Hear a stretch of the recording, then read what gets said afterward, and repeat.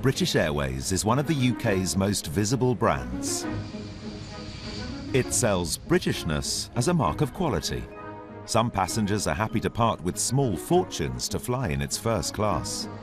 A one-way fare is just over $10,000. But in the last decade, the business has faced financial crisis. Today, more people fly EasyJet than BA. We all fly to the same destinations, so what can we do to stand out? As the airline reaches a turning point, our cameras have been allowed unique access to its inner world. From the top-level decisions... We're not as big in China as we should be, so getting this right is very important. ...to the daily challenges of its global operation. Actually, sir, it's not all right because the flight's closed for check-in.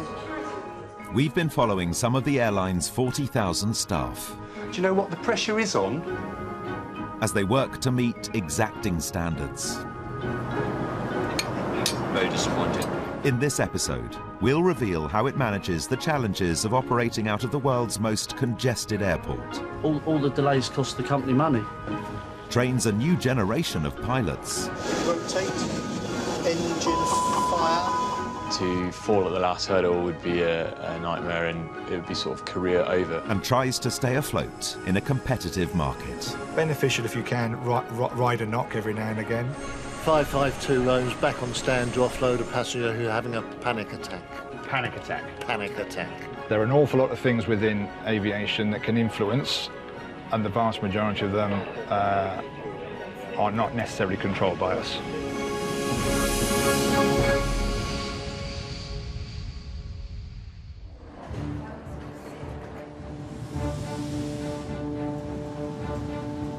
Today, something special is happening at Cranebank, the airline's flight training centre. For the first time in over a decade, the company's training new cadet pilots. The first since 9/11, when the airline industry went into decline. 50, 30, 20, retard.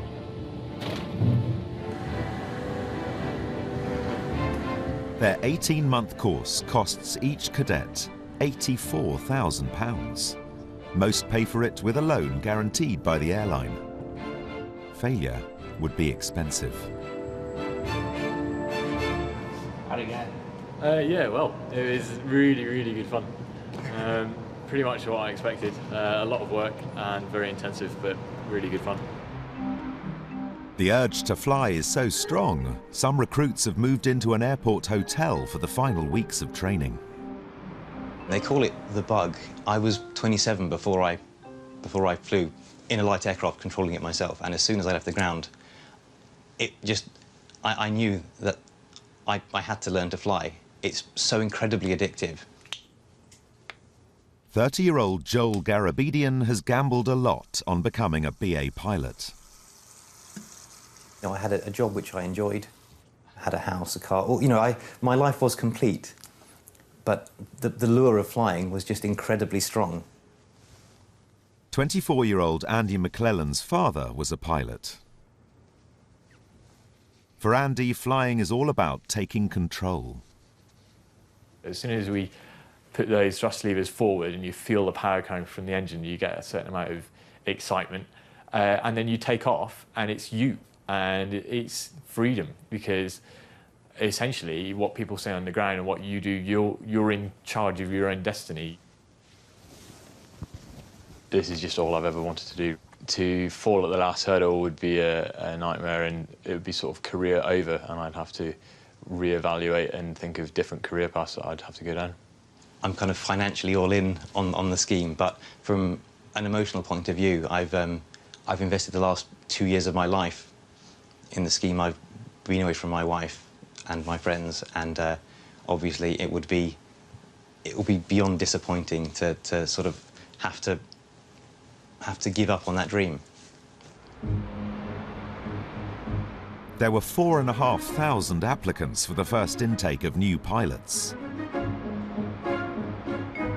Only 89 got through.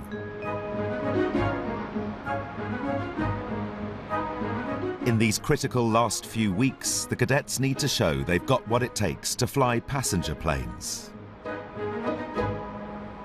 What are you expecting?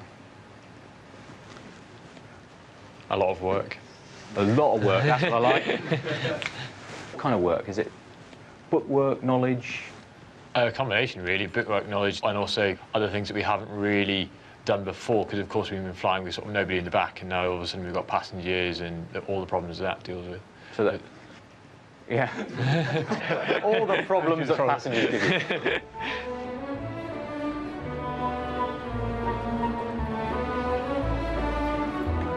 On any given day, 110,000 passengers travel with BA. The company's hub is at Heathrow, the busiest international airport in the world. Here, 84 airlines compete fiercely for passengers and space.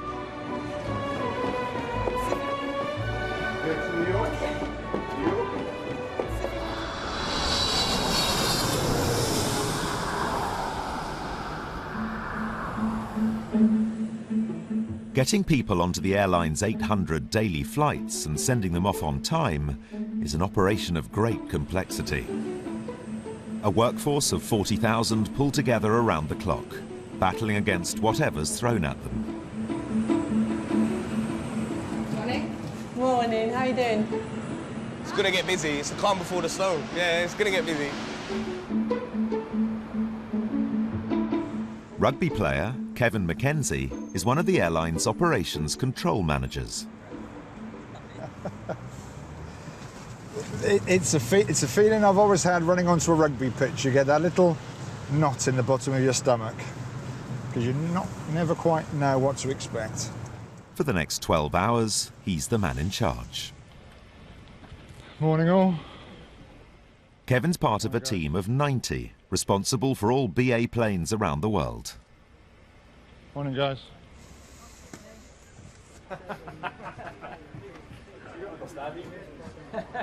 We're here for dealing with the unplanned. That's effectively normal business for us. My responsibility is to oversee the whole of the network globally and to maintain the operational plan as published. So when external factors influence that plan, the teams in here work to recover that and get the operation back on track. That's going to infuriate me. From this control room, all parts of the airline's network are tracked.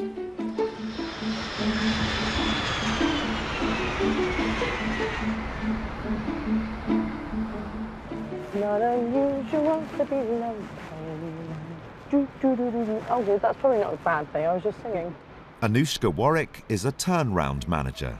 It's her job to keep flights running to time. Any delay can have a knock-on effect for the rest of the day's schedule. Where are we going? We are going to stand 543 to meet the 216 arrival, which has been declared a medical emergency, which means that a passenger on board is feeling unwell. Can I just confirm it's the passenger in 5 Alpha? Bang to the head the day before you flew and now not feeling well, is that right?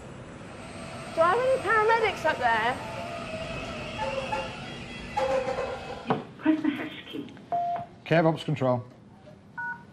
Now attending. Cav Ops Control. Calling Cav Center. Hi, Debs. At the start of every shift, Kevin has a conference call with all the airline's operational departments. Anybody else on the call, please? It's a chance to flag up any potential disruption. That's right. Okay, the medic has arrived, apparently. Ah, here we go. Morning, lad. Excuse me. Just going to stay out of the way at the moment because there's a lot of paramedics in there, but they're going to be taking the gentleman out and onto the high lift. He's got everything, shoes and... Thank you. Right, that's it, you're done. Ops update overnight, please. Okay, morning Kev, morning all. The 216 this morning arrived early. He declared a medical emergency on arrival, and obviously that's being dealt by Heathrow and the medical teams. Okay, thank you very much. Take that. Morning, Clive. Aircraft standbys and risks for the day, please. Lima Lima, lightning strike and repair, so it's going into the hangar this morning. One of the variables Kevin has to contend with is the constant servicing of the fleet, which takes aircraft out of operation. The more grounded planes there are, the harder his day will be. Okay, good. Thank you. Security? Mali in the Maldives, there's protests possible there, so there's a crew advisory in place for crews to avoid demonstrations where possible. Political unrest can strand crews and their planes. And Rio, part of the Brazilians have deployed 1,000 troops around about half a kilometre away from the crew hotel, so the crews have been moved away to Copacabana Beach for the time being. It's a tough job, someone's got to do It's it. tough, yeah. Passenger group, Tony, any issues, please? 46,000 departing today throughout the day. A lot of busy flights this morning, so short haul's very busy. It's the school holidays. Passenger numbers are up, and so's the pressure. Okay, so what impact if we don't get cover on those two areas? What's going to be the impact, please? It was normally around the lunchtime period where they struggle when we start getting in some long haul flights with heavy wheelchair loads. Okay, good. Thank you very much. Well, not good, but you know what I mean. Right, we've got quite a few storms around at the moment. We've got Hurricane Raymond, which is currently to the west of Acapulco. Its strongest gusts will be tomorrow around about midday of 130 knots. Kevin must keep track of whatever the weather throws at him, so his schedule doesn't get blown off course. And finally, a couple of volcanoes we're watching. We're looking at one on the Kamchatka Peninsula. Danger is if there's a significant eruption there, it pushes that ash down into North America. Thank you all very much. Have a good day. Shout if anything changes. Cheers. We start the day with spare resources in all areas. So we start with spare aircraft, we start with spare flight and cabin crew. That gives us the flexibility we need to tweak the programme as and when we need.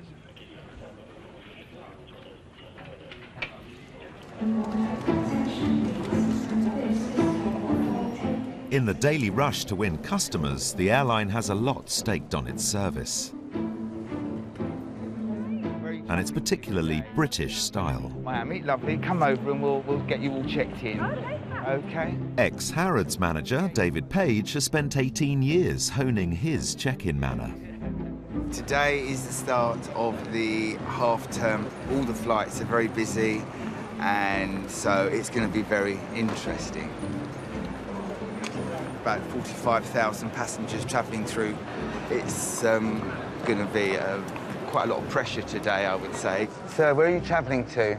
Madrid. Madrid, what time? 9:10. 9:10, 512, okay.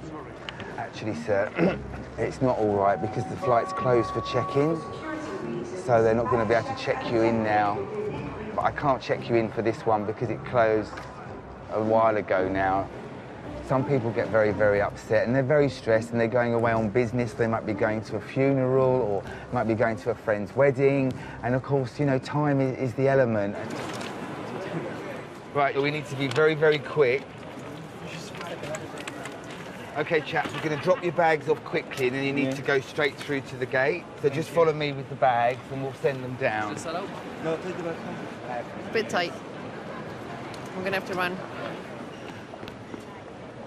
If they'd stayed in the queue, there's a possibility they could have missed their flight. That was in the right place at the right time to recover that. If you've got any baby milk, it's in the bottles already made up, or is it powdered? Powdered. Right, okay, that's absolutely fine. If it wasn't, they might ask you just to taste it. Hello? Okay, do you want to just come over? Would you like kids? There's always the famous line, I couldn't eat a whole one, isn't there? I do like children, yeah, of course everybody does. Plus you can stretch out and have a little sleep. 26 or 27. So you sat there before? Yeah. Okay then, we'll say goodbye to Mum and we'll get you through, yeah? During the holidays, the airline looks after thousands of children travelling on their own.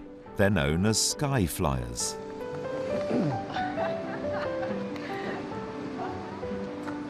There you go, you ready? Okay, when we get through, you can wave to your mum, yeah? Before we go through.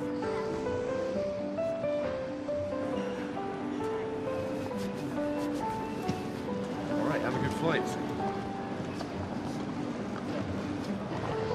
that Channel? Chanel. Chanel, yeah. Chanel. What is it? You like Chanel, yeah? Expensive. For an extra charge, trained chaperones known as aunties and uncles will escort children to the plane to meet the cabin crew. Okay, someone will meet you. Someone like me will meet you and Nice, okay? All right, hi there. All right there. So, Lewis. Smashing. Have I said that right? Luke. He goes there. The airline becomes a sort of boarding school in the sky.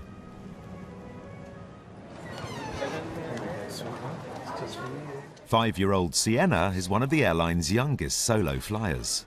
She lives in France with her mum and travels on her own between London and Paris once a month.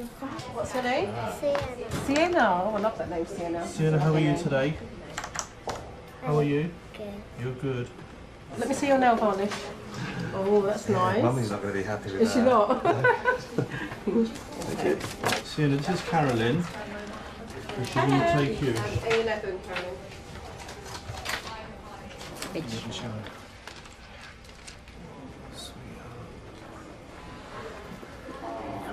strong, sweetheart.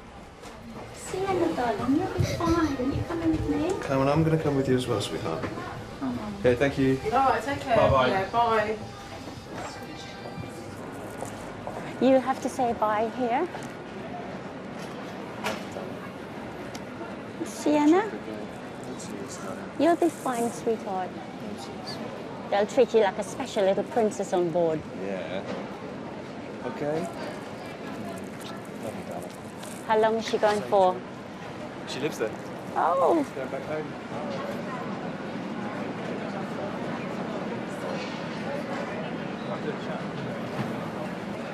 It's always so hard. But she'll be fine. She'll be fine. She does love it. She does love the service. And they do treat them like a little princess. So yeah, she'll be fine. She'll be fine. Hopefully it won't be too long now. You'll be back with Mummy. And she can have all the presents that you have for her. I've been single dad for a week, which is you know, lots of matching clothes with dresses and lots of pink and stuff. I think I'm going to the pub. To be fair, I think I deserve a pint.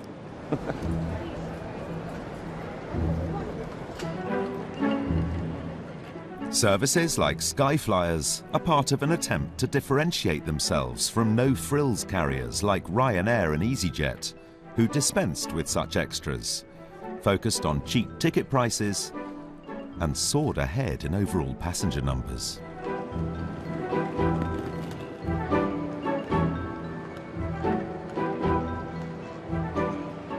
Madam, where are you travelling to? Where are you travelling to? Russia. To Russia. Where's your baggage, your suitcase? You're just checking in this... Okay, I'll just put a note you're bringing the buggy with you to the gate. Oh, you got him well trained.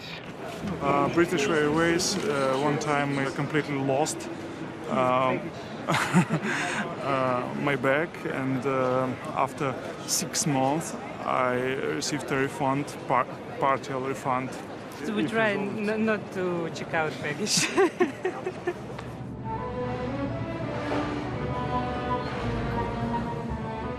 4 floors below is the airport's baggage system. Calm today, it was chaos here when the terminal opened in 2008. Thousands of bags were separated from their owners. The day was branded a national embarrassment. Today, far fewer passengers leave without their luggage.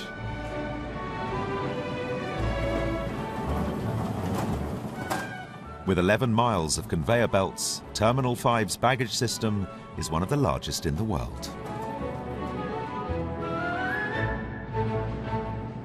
We got 421 bags estimated. I'm hoping we don't have a cruise. They don't normally take one bag with them, because obviously they have their gowns and their suits for their captain's table dinner. No, Rambo's come out again. Everyone dreads Lagos. Not everyone dreads Lagos. But other than that, not everyone dreads Lagos. It's just a heavier bag. If it's heavier than 32, you usually get someone to come and help you lift it. 20-year-old baggage apprentice Niall Barry is one of 225 handlers on shift today. Rusty, my nickname is, because everyone calls me Nail, so Rusty Nail. That's the way it is, yeah. Everyone's got nicknames. They always say, you know you made it in BA because you've got a nickname. Look at these two, look. Old Bodgett and Scarpa. 18 years I've worked with these two. Golf lover Greg Breslin is one of over 50 crew leaders. Each crew is responsible for loading up to 5 flights a shift. Ever since like 9/11, the bags get screened more, they have high security levels. They'll go downstairs where they'll get x-rayed, and then they'll go up into the conveyors that are switching around above our heads here. As and when they get to our 4 belts, they'll go down the correct ones. The system is pretty much all automated now, so there's not a lot of human contact with the bags. Everything's so much more secure these days. Let's go, Mr. Sweeney. Right, so we're off to stand 544. You don't want any problems, you want everything to go sweetly, but Mr. Sweeney's a bit of a Jonah, so... We're missing a few people, so one of the people is having their bag searched. The security have identified something in the bag that they want to just check out. I'll have to go, I'm really sorry.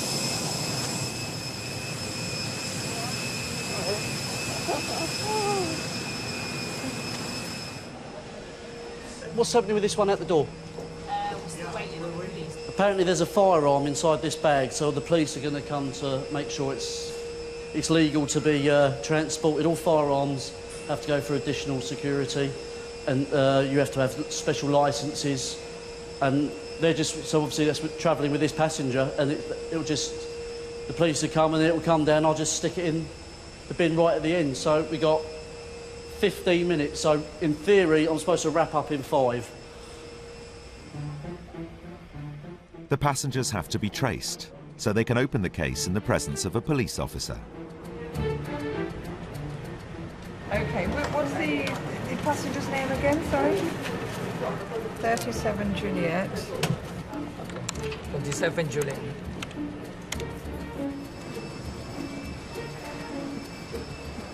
Away from her. So what's the problem? It's firearm. So what are you going to do, open the bag now?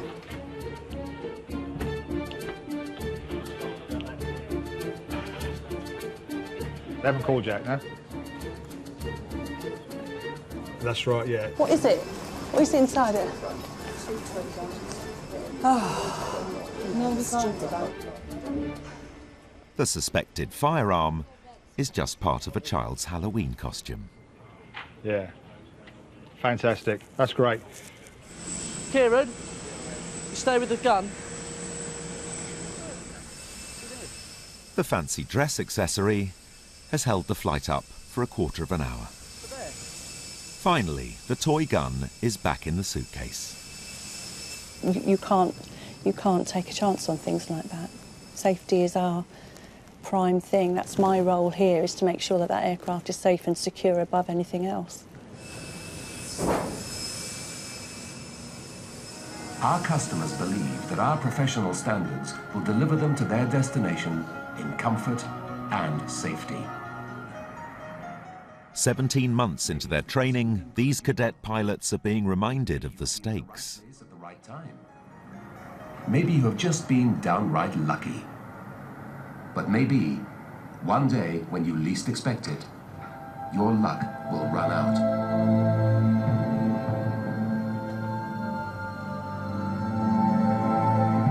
Most people believe the unthinkable will never happen to them. If we are to avoid tragedy striking us again, you have to go looking for trouble. It's normal for us to be introduced to things like air disasters because it's good to put it into perspective. I think the danger is people get complacent about flying because you see so many aircraft taking off every day, you see so many people going on holiday, and for people it's become almost a normal way of life. And you forget that if you have these tiny slip-ups, that these major disasters can occur. Okay, speedbird, 9595. In 2008, both engines on flight BA38 from Beijing stopped because of a fuel problem on its approach to Heathrow. The lives of 152 passengers and crew were in the hands of its pilot. He got the plane down just inside the airport's perimeter without a single fatality, an extraordinary display of skill. Most pilots will never experience such major engine problems, at least not for real. So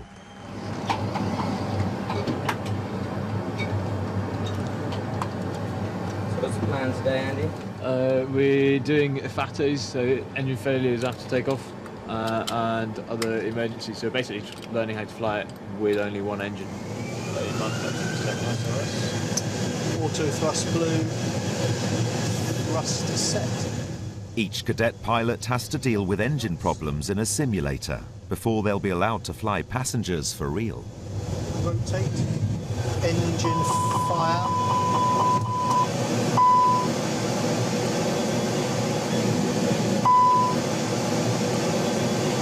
Positive climb. Gear up.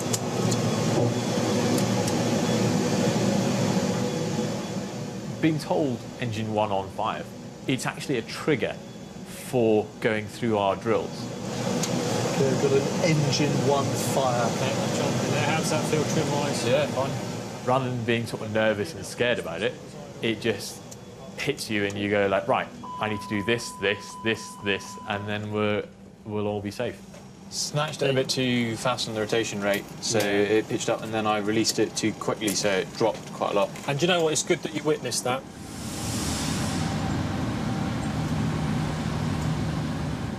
At British Airways, we train or test engine failure flying every 6 months, and that ensures that the guys have got top-class skills and that they're able to competently and confidently handle an engine failure. Okay, so just let me know when you settle down and we'll fly it down to minimums. Okay, I think I'm ready. Excellent. You have control. I have control. Is it a common occurrence? No, not at all. And this is the reason that we have to train it so often, is because it requires precise handling, but it doesn't happen very often. Minimums. Go around. Go around flat. Go around flat. The only way that we can keep the skills up is by training it in the simulator every 6 months. Don't sink. Don't sink. 15 years I've flown, I've not had an engine failure. Touch wood. And do you want one now? No. V1. Continue, engine fire, rotate.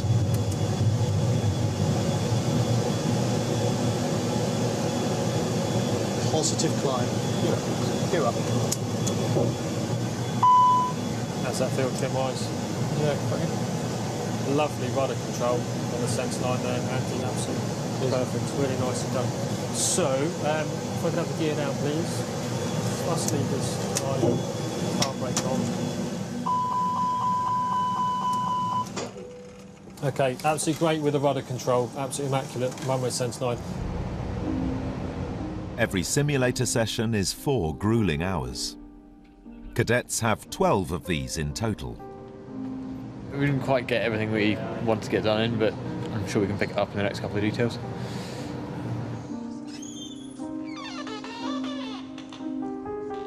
When you come out, you are absolutely exhausted, and it's really, really tiring. Your mind itself just feels really tired on the amount of new information and the amount of practice and concentration that you've had to put in on this 4-hour session. Approaches to see how we're doing for time, but If Andy passes and makes it to his first flight, His starting salary will be just over £30,000. In time, that could rise to over £100,000. Not demanded. All right, cool. Baggage is good money, but the pilots is good money. Yeah, so that's about it. But no, pilots, you get pilots that come down here, they say hello, they talk to everyone. No, I wouldn't say they're posh, no. You get good and bad in everyone. There's probably baggage handlers who'd think, oh my God, do you know what I mean? People would probably think baggage handlers are all common. Pilot, you'll see, there probably is a few posh ones. Then I just think, do you know what, when you've worked as hard as they have, and you've got that much responsibility on a flight, you can be who you want to be.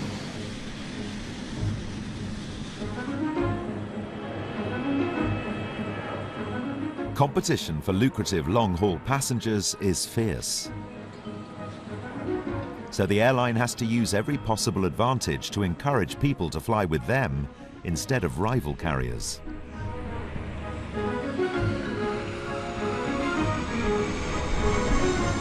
One such advantage is the ability to coordinate connecting flights in and out of its hub at Heathrow. Effectively, for operational decisions, we are still using the FICO weather. Flying passengers in from around Europe and feeding them onto long-haul departures, and transferring intercontinental arrivals out onto its shorter European flights. On the 143 today, there are 49 passengers inbound off the 098. Right. Are you able, please, to have a look to see where in the system they are? With a third of all its passengers making these transfers, it desperately needs the connections to work. Get it wrong, and long-haul passengers could be tempted to fly with other airlines through different countries. It's another challenge for Kevin. By my calculations, they've got below minimum connection time.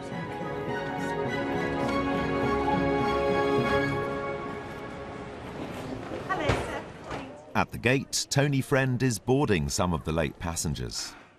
She's hoping all will make it. Look at your passport, sir. Thank you very much indeed. Enjoy your trip. Thank you for choosing British Airways. 12 to come. Are we going to get them? Oh, I don't know. She just put the last call out. F12, the yellow key. Like this? Yes, just enter that. Well, one never knows really, but you always get a few passengers who are held up with security, or they're connecting to this flight and they've got caught up in connections, or flights come in late from another terminal. So it can happen. Hello, sir. Thank you. And if you just go round, sir, that's good. With just 12 minutes till pushback, Tony is on the hunt for 4 missing passengers. Are you going to Miami? No. Okay, thank you. Perhaps next year. Are you going to Miami? No. No? Okay, thank you. No. Not looking good, is it? The nightmare of all nightmares is if we start getting red bags, which is when a passenger basically just doesn't turn up for his flight. And it happens a lot. We got a red bag. Happy days. We've got loads of red bags. We've got loads of red bags. 4 red bags. I think it is red for danger. It doesn't mean it is red. Now the bags are off, the passengers won't be flying. All I know is I'll take the bags off. I don't deal with passengers, thankfully. That's the dispatcher's call. Why thankfully? It's hard enough as it is, let alone dealing with passengers. All our passengers are absolutely wonderful, and nobody misses a flight intentionally, and we certainly don't want them to miss. We want to get them on their way. Are you going to Miami? I'm very, very sorry. I'm really sorry. Sir, I'm really, really sorry that you've missed the flight. Yeah, but it's not my... I know. I'm so sorry, especially having you You don't want to miss your flight, it's a long day anyway. The 4 missing passengers have arrived, but their flight has left. No, pero sale otro vuelo dentro de 3 horas. Sí, pero no habíamos tenido contratiempos, así que nos dejaron avión y siempre viajamos para París, para distintos países, Londres, Grecia, y nunca nos había dejado el avión. Primera vez que nos pasa esto y es porque salió retardado a Grecia y de paso la seguridad aquí nos detuvo una maleta y tuvimos que esperar como 6 pasajeros porque no nos dieron prioridad. We had 300 odd people on that flight. And, you know, how long do you hold it waiting for people when you don't know how far or how long they're going to be? They might be shopping, they could be anywhere. Hello, it's Ellie. Hello, we've got 15-minute delay on the Miami. I mean, it's a shame, but all the delays cost the company money. So we have to be as quick as we can to get the aircraft flying. A delay of just 15 minutes can knock on through the schedule and cost tens of thousands of pounds. We've got 4 seats for you. So, We're going today. yes, you're going today. Vamos, Liz. Que todos. Okay. Can I help? No, está bien. Yes. Let's go for a lie down. Oh, don't stall. Seatbelt, Mr. Sweeney.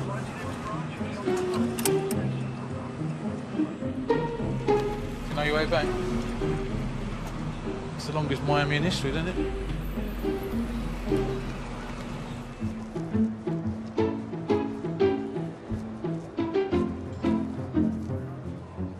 Back in the terminal, David is on the lookout for people to help.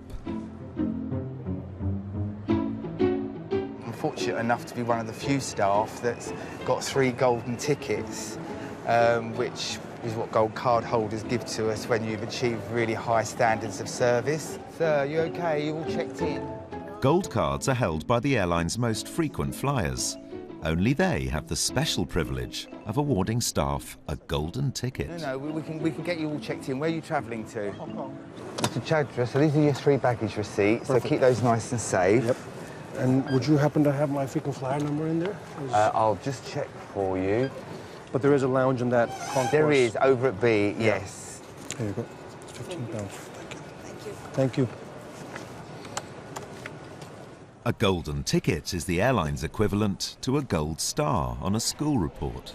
There was a little old lady, sounds like the cliche, doesn't it? The little old lady going to see her daughter somewhere in Europe, I can't remember now, and she was very upset. She'd recently lost her husband. I took her through to the lounge, sat in there with her, had a cup of tea for about an hour, calmed her down, went back and collected her to take her to her gate like a couple of hours later. And again, it was a gold card holder sitting in the lounge that had recognised that and came and said, I want you to have this. You've looked after the old lady and well done.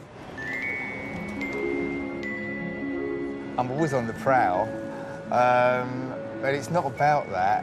I just feel that it makes you, you know, when they give them to you, it makes you proud that you know you've done a good job, and it's not about getting the next golden ticket, it's just about being consistent across the board, looking after the passengers. OK. Do put that on there, John. Thank you. And that very heavy bag. I feel Portrait safer when service, isn't it? Right, OK. If they were giving out knighthoods of customer service, I'd like to think I was at the front of the queue for that. Yes, I'd put those away safe because you're not going to need those till you get to the gate. All right, take care. Thank you. Bye-bye, Mr. Bushby. Why are you somebody who is... Special. Yeah. I don't know. Probably if they could clone me and have 1,000 of me, they'd be very, very happy. But I don't know. It's just something within me that I've got of delivering what they want. David may meet and greet passengers, but someone else has to pick up after them.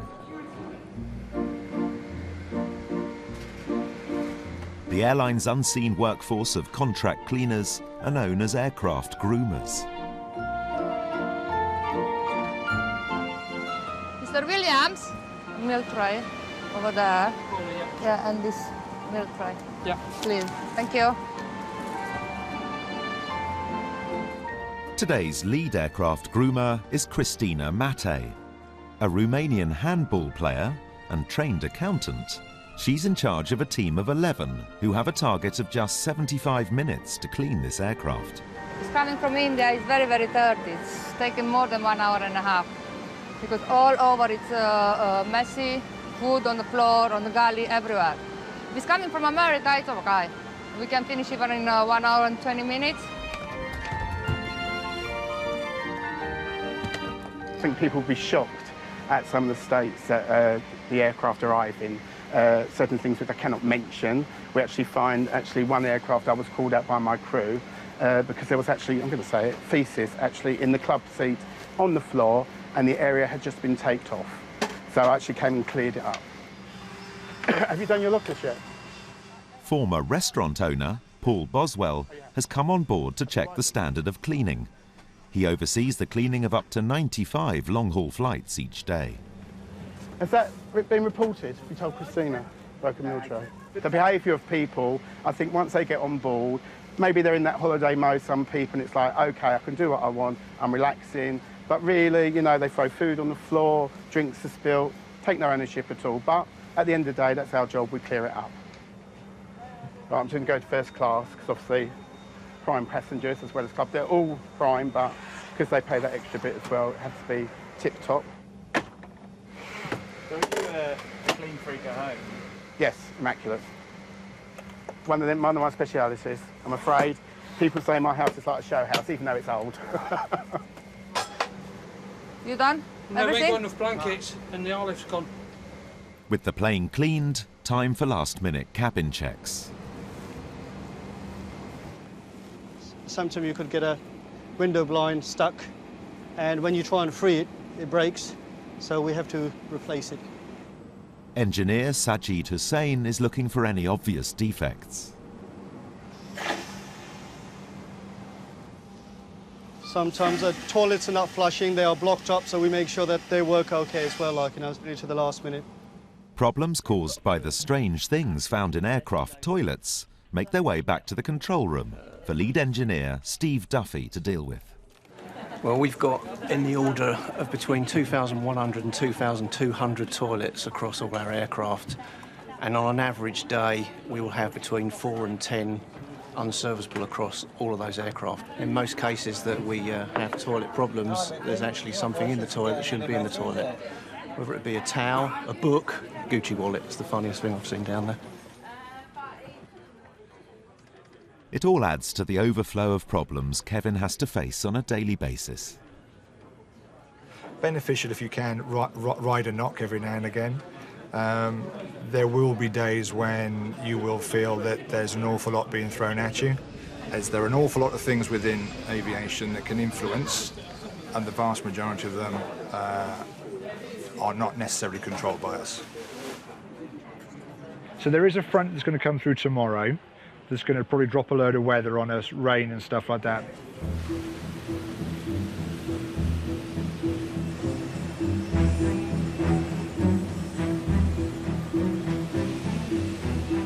As well as passengers, the airline flies hundreds of thousands of tons of cargo every year.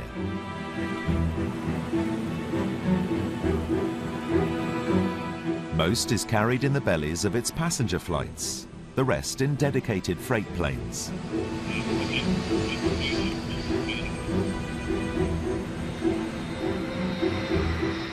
Scheduling them falls to Kevin's team. Today they've been asked to fit in a special flight. Welcome everybody, and thank you very, very much our colleagues from Oxfam and Save the Children for coming to the meeting. It's incredibly challenging getting stuff to where it needs to be, as you know as well as we do, and you know this is really vital to get this stuff out. So certainly thank you from us. The operations team are meeting with charities Oxfam and Save the Children to discuss a problem 7,000 miles away. This is just the beginning of a relief operation that has no clear end in sight. Regina Vaidyanathan, BBC News in the Philippines. The airline has already chartered 4 planes to the relief operation in the Philippines. They're providing this one for free. But there's a problem. The company wants to fly the cargo to Manila, but Oxfam and Save the Children want to fly it to Cebu, 500 miles closer to the heart of the disaster. The problem we have with Cebu, which is the airport itself, we can get down at the airport, we can land on the runway and we can taxi. The latest estimates, we will be waiting for around 15 hours to have cargo offloaded. That's something that we really would struggle with. The nearest airport at Cebu is overwhelmed in the wake of the storm. The operations team are concerned the aircraft may get stuck there.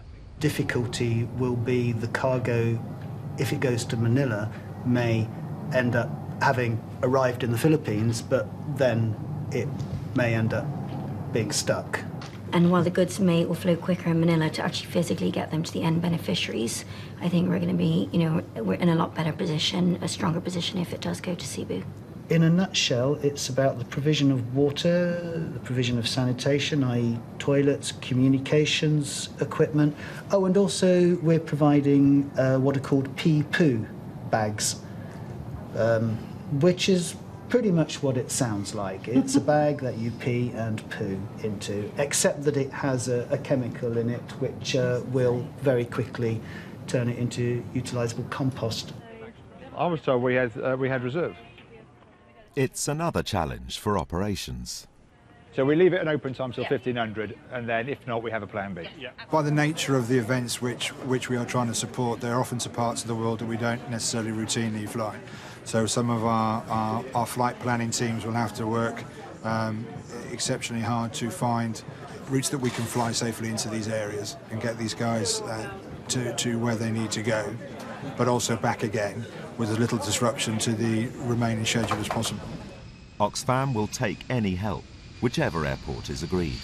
The type of planes which BA's provided for us, the cost per hour of an asset like that is extremely high, so I can see 15 hours for a plane to be sitting there doing nothing for a professional mover of freight like British Airways is, well, it's a nightmare for them. We're not compelled to support these organisations. It's something we choose to do because we see the benefit that we can bring, the facilities and the resources and the people that we have who work for BA that can help and support often situations that other organisations can't.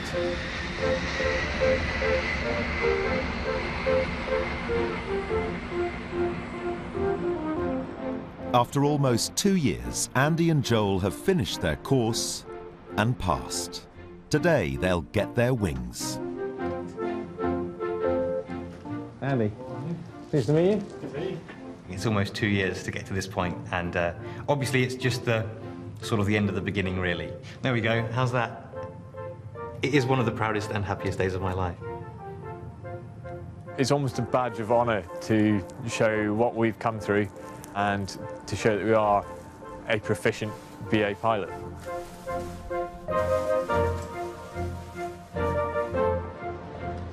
Andy and Joel are now first officers. Today they'll both fly Airbus A320s for the first time, with up to 162 passengers on board.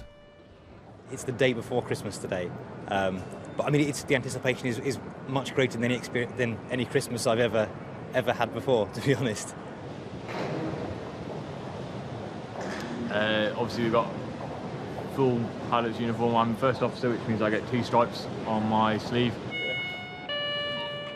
At the end of the day, it's just a uniform, and obviously I'm incredibly proud to wear it, but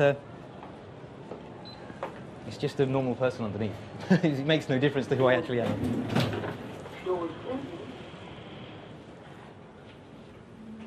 Hello. Before flying, they'll both be thoroughly briefed on the route by 2 senior pilots. How you doing? Hi, thanks. How are you? James. Andy. So, how are you feeling? Good. Nervous, but excited. Good. Okay. What I propose to do is perhaps get you to be handling sector on the initial sector out to Geneva. Strongly supported by both myself and Asa. Does that sound like a plan? That sounds great. Excellent. Okay. Terrific. Probably feels a bit like first day at school. Yeah, quite a lot like that. Have you got butler time? Yes, butterflies is a good word. It's a kind of a nice kind of nervousness. And I think it's more not knowing exactly how it will be than being nervous I can't do the job, if you see what I mean.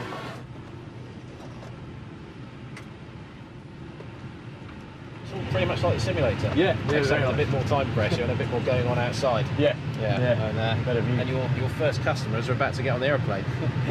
Yeah, that's quite exciting. That's quite exciting, isn't it? That's what it's all about. Yeah, very exciting. Yeah, absolutely. Happy how to get your seat in the right place. Why don't you have a... Yeah, that's actually the light's about right, actually. Yeah. You're going to fly the departure, so what would you like to look at for your departure, granddad-wise? I suppose that we want to have London, really. Yep. So, Andy's fully qualified in the aircraft, so he'll be doing the takeoff and landing today. I won't mention it to the customers simply because Andy is fully qualified to be flying this aeroplane, but just in case there's anybody nervous around, he probably wouldn't want to say that it's their very first day flying with passengers on board. Okay, good, are we? All right. Yep. Okay, sounds great. Great. So, gentlemen, we're going to start to get quite busy now, so we'll say thank you very much, and we'll leave it there. Thank you. Hello.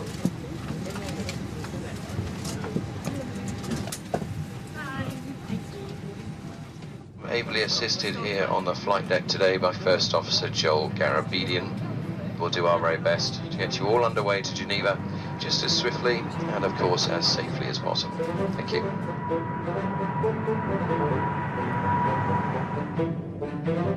This is your First Officer, Andrew McLaren speaking. Just a quick update from the flight deck. As you may have noticed, we've started our initial descent down to 31,000 feet. At the minute, we're just crossing over the Alps. There should be some good views out both the left and the right-hand side. With Monte Bianco, or Mont Blanc, is currently sitting out to our left.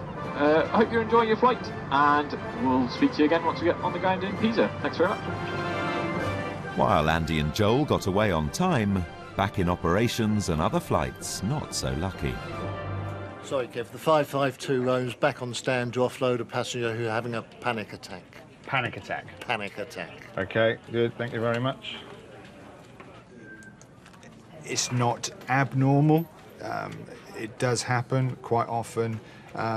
It'll happen because passengers, when they actually get to the reality of sat at the end of the runway and the engines start powering up and you know, they think they're going to be okay, but they then realise they won't.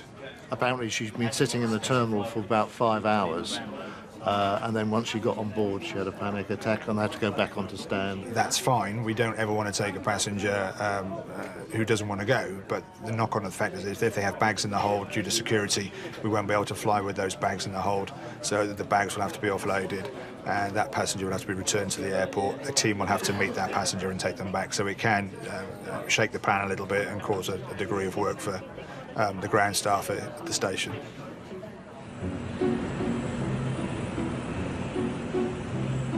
It's 1 a.m. at Stansted Airport, where the airline's biggest cargo plane is landing.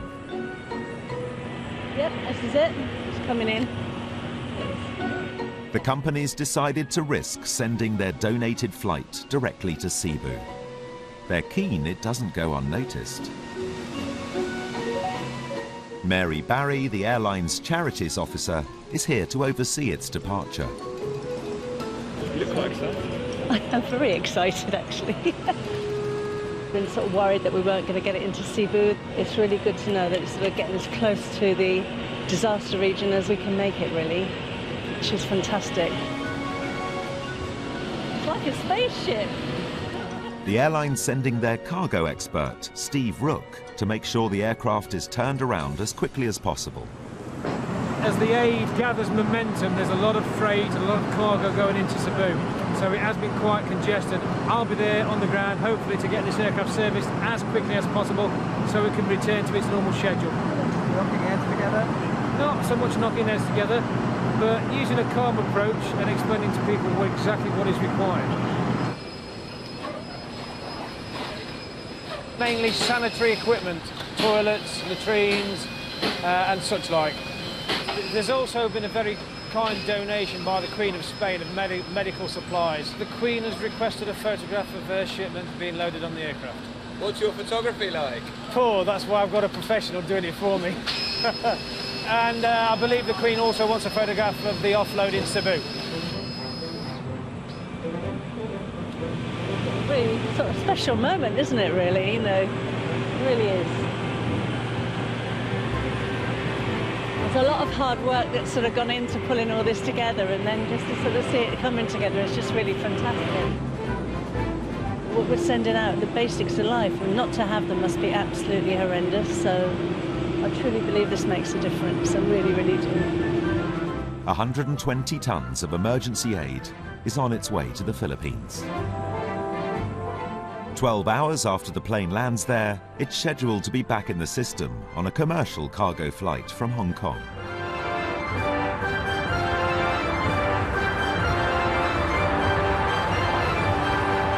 I'm very fortunate that I live in a comfortable environment, but you know, you only need to look at the news that around the world there are people who are far worse off than us, and if they think that I can come into work and do something that will help those people and make their situation better, that's very important, very fulfilling.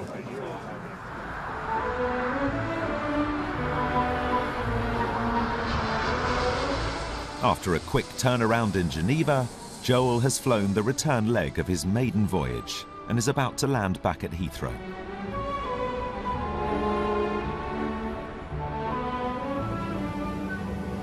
How was that? Oh, it was amazing. Did you land it? Yes, yeah, that was my landing. Good landing? Sorry? Good landing? Yeah, it was lovely actually. Went a little bit high towards the end, but it recovered nicely, so very happy. Thank you. Quite an intense experience, so recalling the whole thing is probably going to be quite difficult, but I think I remember the feeling rather than the actual experience itself. Sort of like a wedding day. Exactly, yeah. Bye. Thank you. Thank you. Bye. Andy is also landing at the end of his first flight.